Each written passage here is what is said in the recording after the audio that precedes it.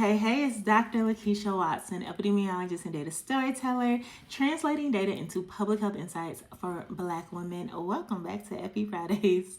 All right, so today we are slowing down and talking about something that keeps showing up in conversations on social media and in people quietly realizing that something about this does not feel right in my body. Avoidant attachment. Now, I know, okay? Take a deep breath, take it all in. Now, to be clear, I am not labeling anybody. I am not diagnosing your partner, and I'm definitely not giving relationship advice.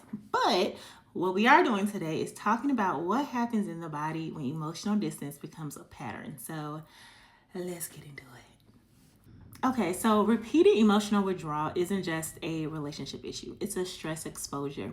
Your nervous system doesn't distinguish between emotional threat and physical threat, and so it's always asking, am I safe? Meaning your nervous system is constantly scanning for safety and consistency. So when closeness is followed by distance, when communication is followed by silence, when connection feels unpredictable, the body doesn't interpret that as neutral, right? It interprets it as instability. And instability keeps the nervous system on high alert.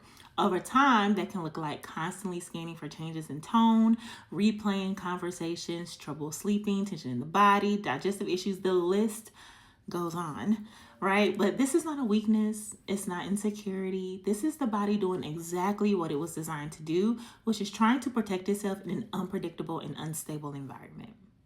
In EPI, we call this chronic stress exposure. Stress that doesn't spike and resolve, stress that lingers, stress that becomes part of the background of daily life. And when stress stays activated long enough, it affects more than mood. It alters cortisol patterns, influences inflammation, disrupts sleep cycles, changes how the immune system functions. And over years, that cumulative strain creates what we call allostatic load. And I've talked about this before, but it is the biological cost of having to constantly adapt. Now, here's where context matters. For Black women, these experiences don't happen in a vacuum.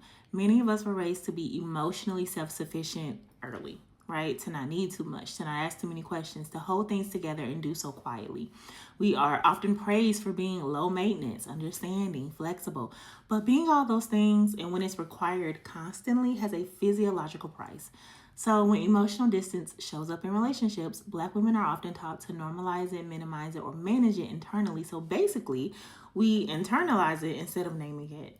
And all these things matter, right? Because relationships are exposures, just like work, just like finances, just like neighborhood conditions. Relationships shape our nervous system. They influence our health trajectory. So if your nervous system feels dysregulated in a relationship, that is information. It is your body responding to repeated conditions. And we know that health is shaped by what we're repeatedly exposed to. And things that affect us emotionally, those count too.